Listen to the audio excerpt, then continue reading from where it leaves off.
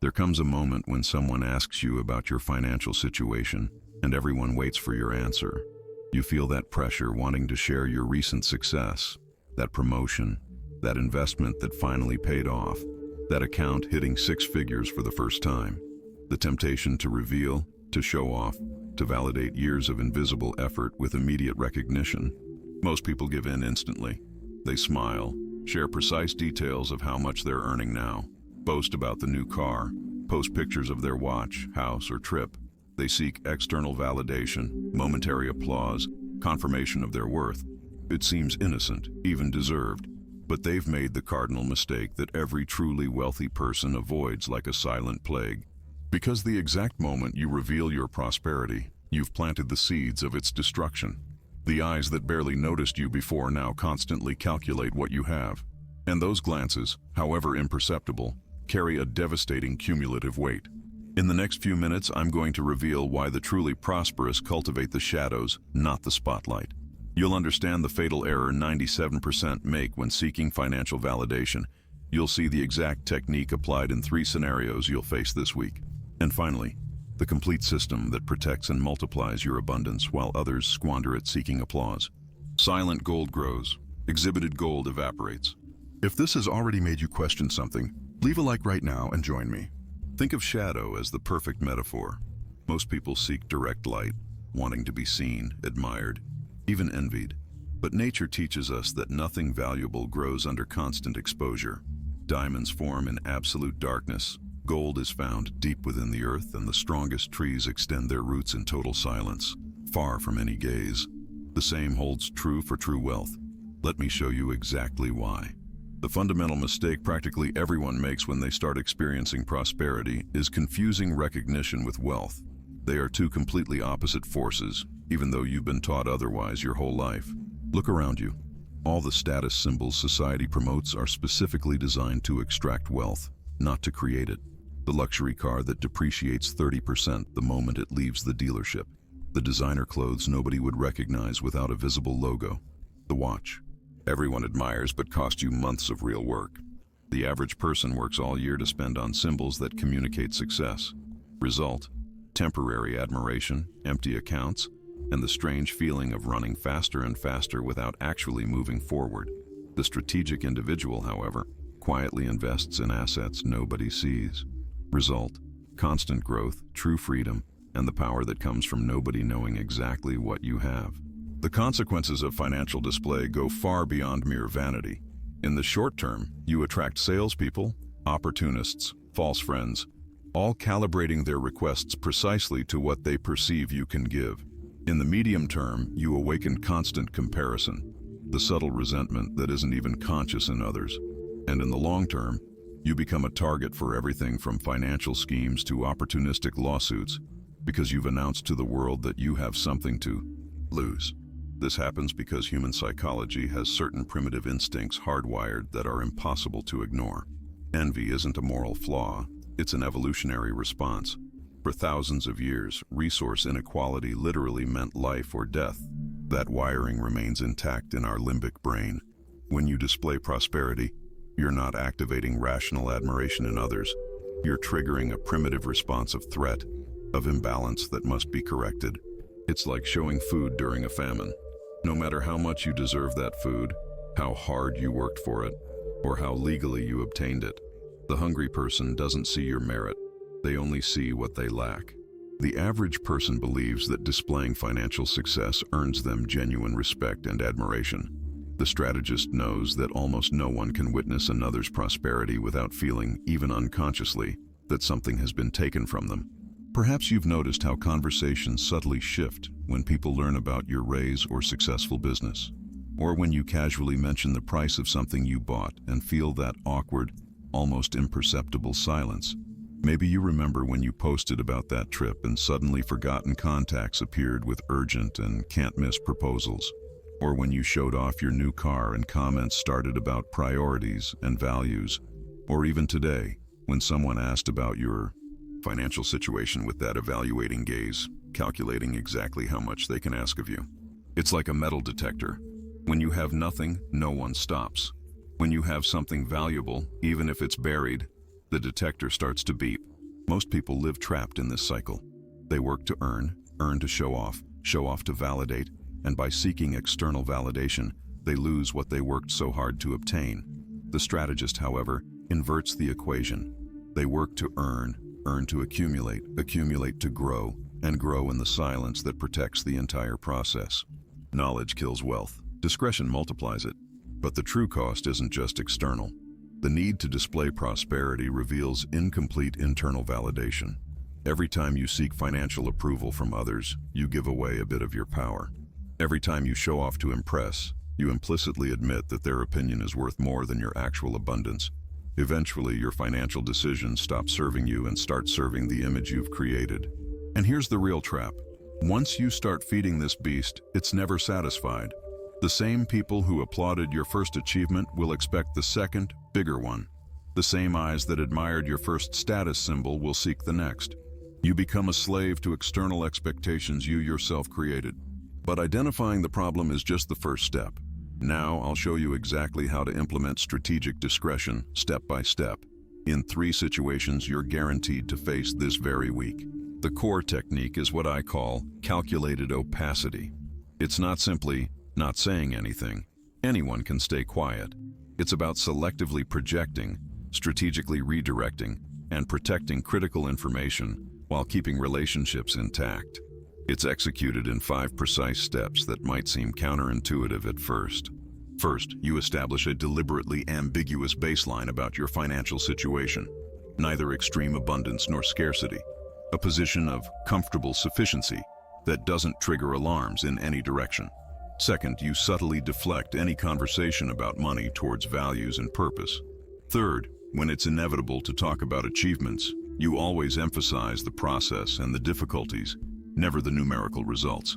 Fourth, you selectively create small, visible fronts that satisfy others' curiosity while protecting what's important.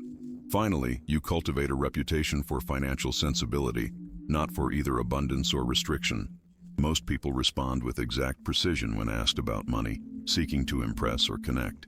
You respond with stories of effort and lessons, never with figures.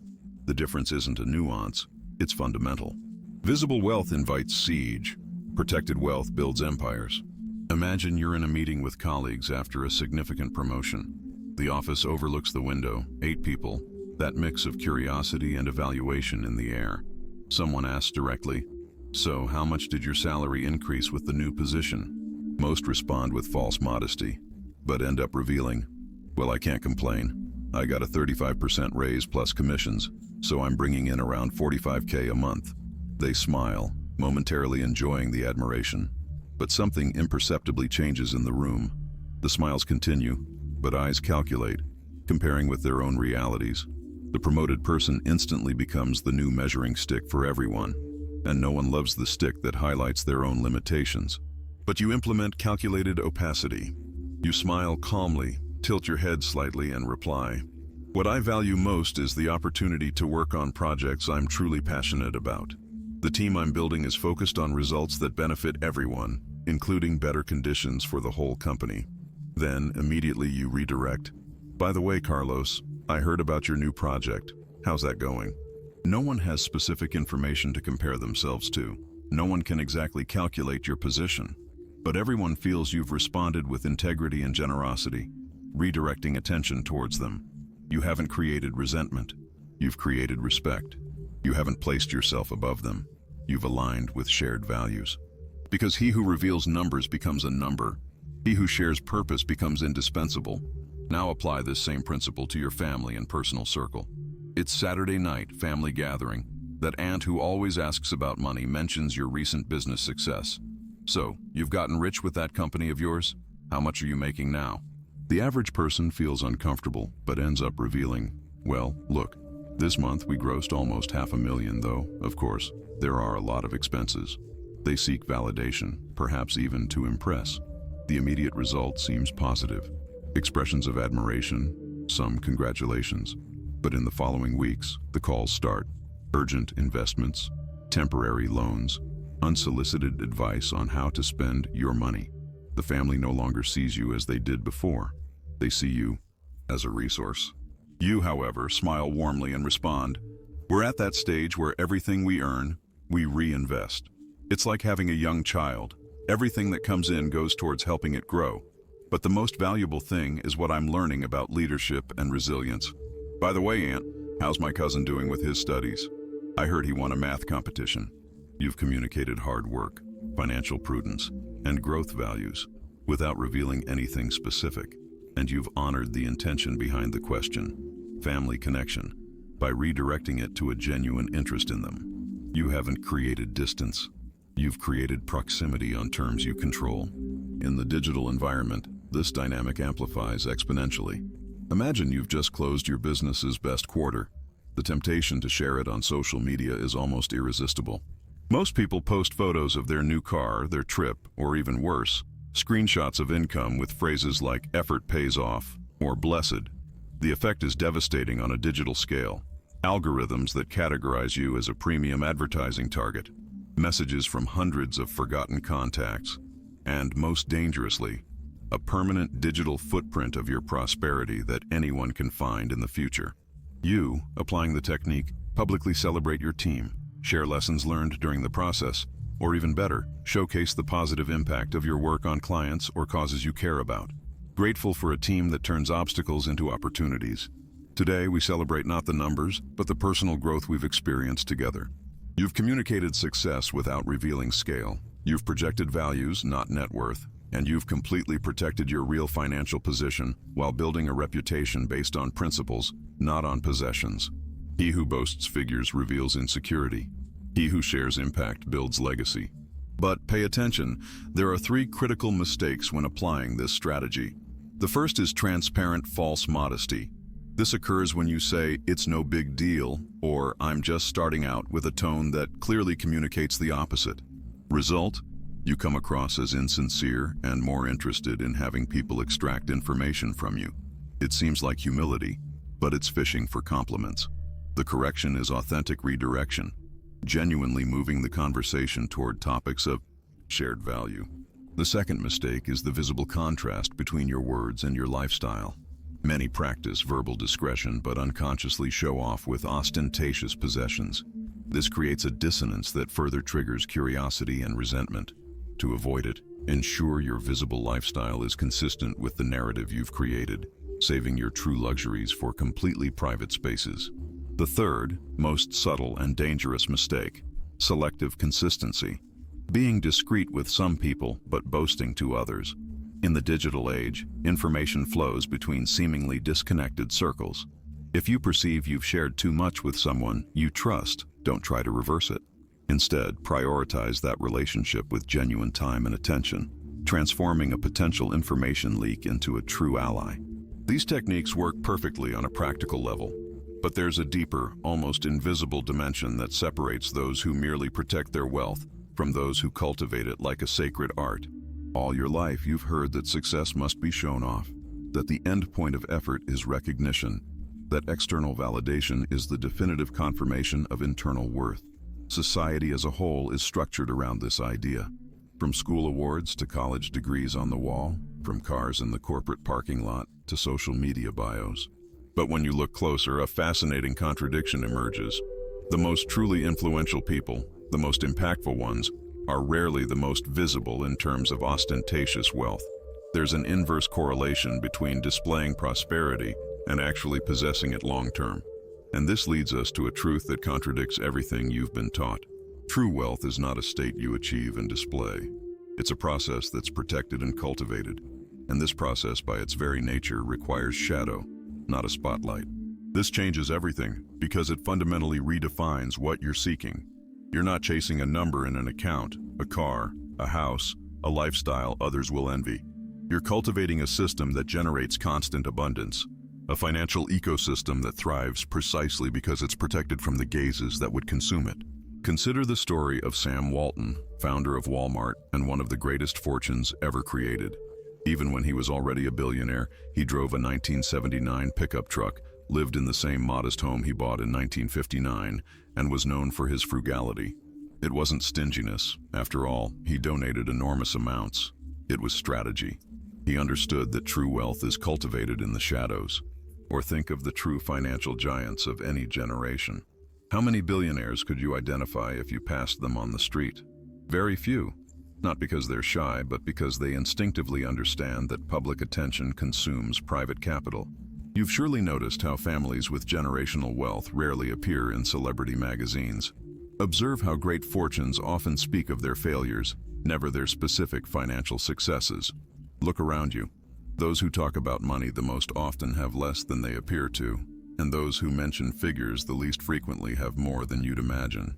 Opulence screams. Abundance whispers. True wealth is silent. Think about that time you met someone truly prosperous and were surprised by their simplicity, their lack of need to impress. What did you feel? Probably a deep, almost instinctive respect. Why?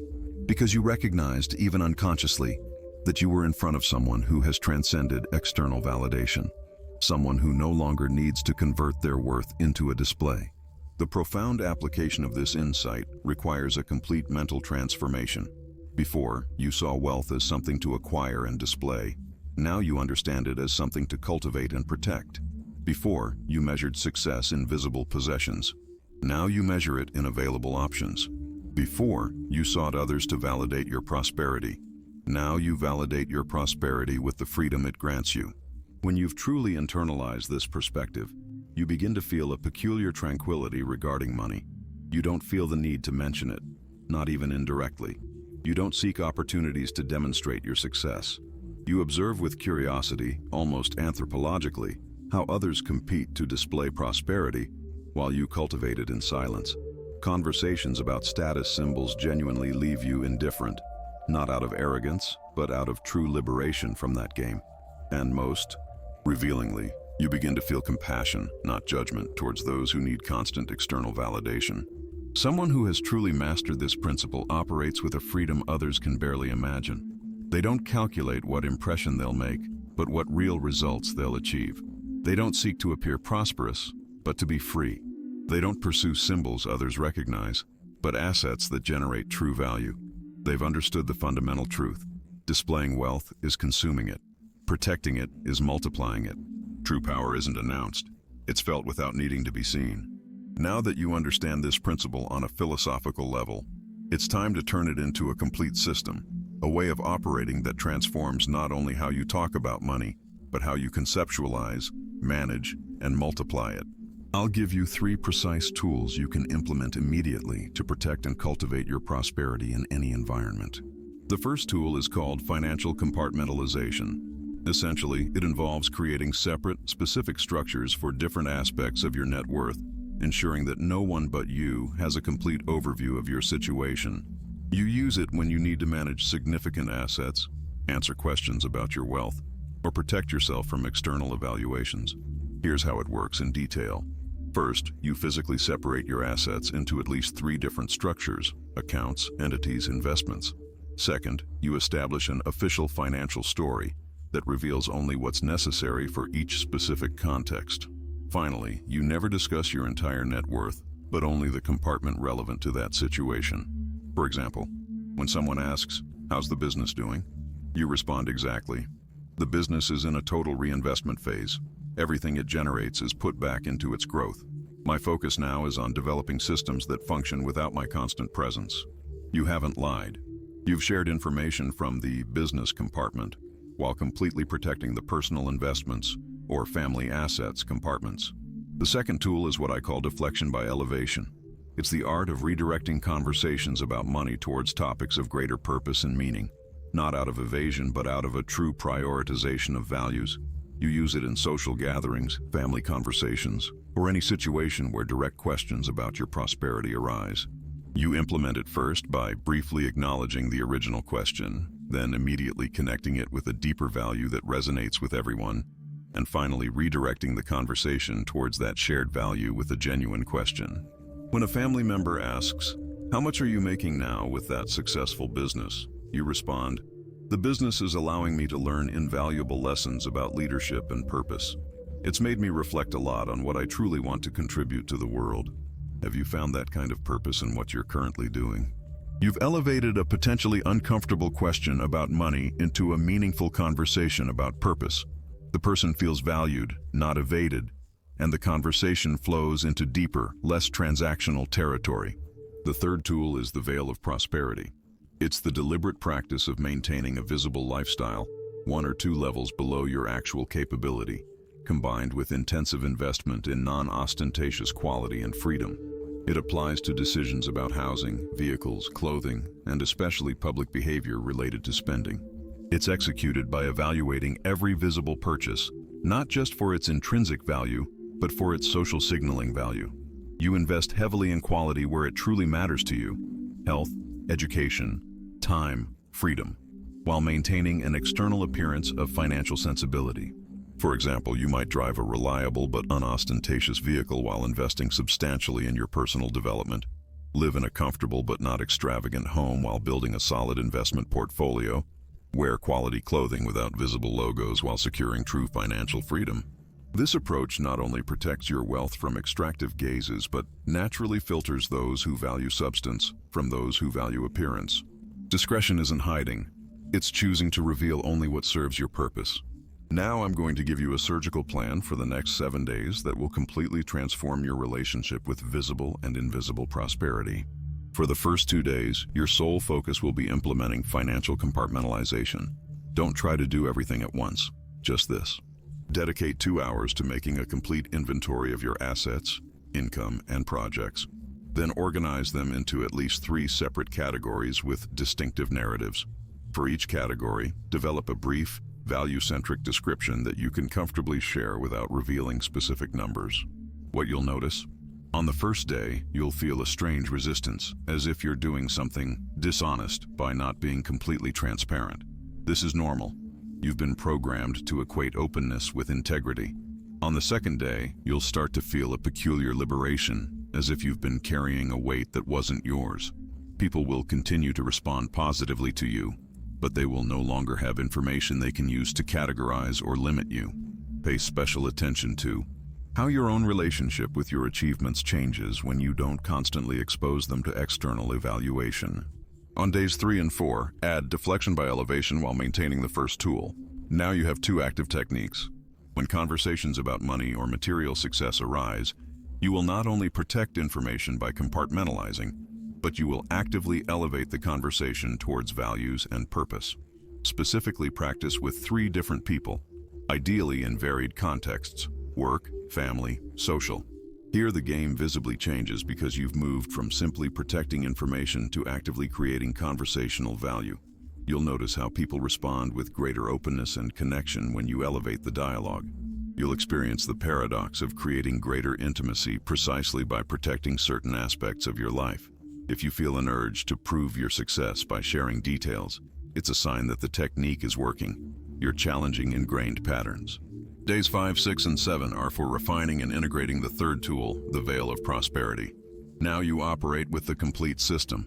Conversations about finances, compartmentalization, plus deflection by elevation, visible purchasing decisions, veil of prosperity, global financial strategy, complete informational protection.